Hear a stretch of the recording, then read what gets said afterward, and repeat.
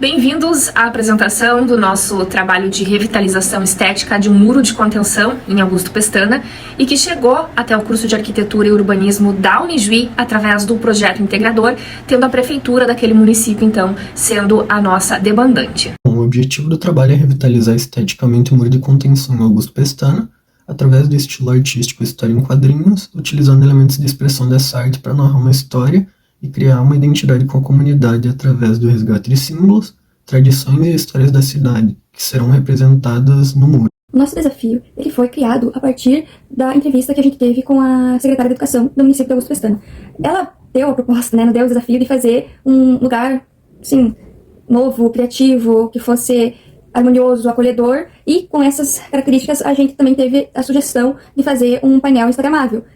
A gente partiu do conceito de que uma revitalização estética como essa do muro em Augusto Pestana devesse ofertar um produto, que tenha algum tipo de significado cultural, social e que oferte para as pessoas da comunidade uma relação de identidade em relação a esse espaço. Então a gente usou a temática das histórias em quadrinhos para poder compor essa narrativa através de imagens e utilizando elementos, então, como as bordas pretas dos quadrinhos, os balões de fala, as onomatopeias, as fontes, a tipografia, para poder então estar conduzindo a comunidade, o leitor, a poder experienciar e criar uma relação de identidade com esse espaço. Com relação ao conteúdo que preencherá a história em quadrinhos do muro, serão utilizados desenhos representativos com significados expressivos ao que queremos transmitir para as pessoas. Por exemplo, no trecho do muro, próximo à escola infantil, serão utilizados desenhos de crianças praticando esportes e brincadeiras, porque isso faz parte da rotina dos mesmos. Mais adiante, então, o muro irá receber algumas ilustrações que fazem referência ao esporte, que se localizará, então, próximo ao ginásio. Ali será representado, então, os jogadores em formas de sombra, praticando inúmeras modalidades de esporte, com o intuito de gerar a inclusão das modalidades dentro desse mesmo conceito.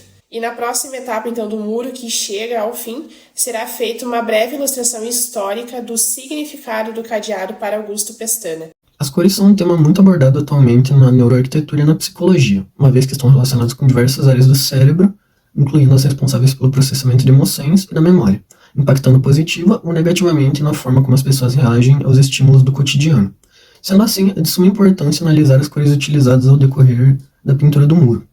Na primeira altura, foi optado por utilizar as cores da escola, sendo elas azul, vermelho e amarelo, e cores vivas na terceira altura, que está relacionada com o esporte. A gente trouxe alguns efeitos das cores.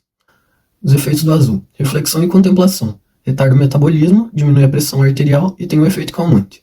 Efeitos do amarelo: aumenta um pouco a pressão sanguínea, estimula o lado racional do cérebro, ajuda na tomada de decisão, trazendo clareza de ideias.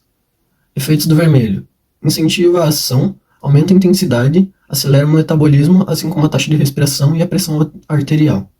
Em relação às tintas, é importante a gente começar entendendo que sempre que formos pintar qualquer construção exposta ao tempo, é necessário começar investindo em produtos que sejam adequados às áreas externas, porque eles garantem maior durabilidade e resistência. Por isso é necessário começarmos escolhendo um bom impermeabilizante. Os especialistas recomendam que ele seja colocado junto com a argamassa durante a construção do muro, mas quando isso não for possível, a gente pode sim colocar antes das tintas. Agora, falando sobre as tintas mesmo, a mais popular e versátil é a tinta acrílica, que apesar de ter água como base, ela possui resinas acrílicas que a tornam altamente impermeável, tornando o acabamento muito melhor. A tinta acrílica também é recomendada em obras muito grandes, como é o nosso caso lá do Muro de Augusto Pestana, justamente por ser a mais econômica de todas.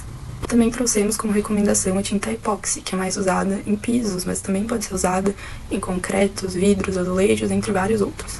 A maior característica dela, a maior qualidade, é a durabilidade, porque ela adere mais facilmente ao concreto.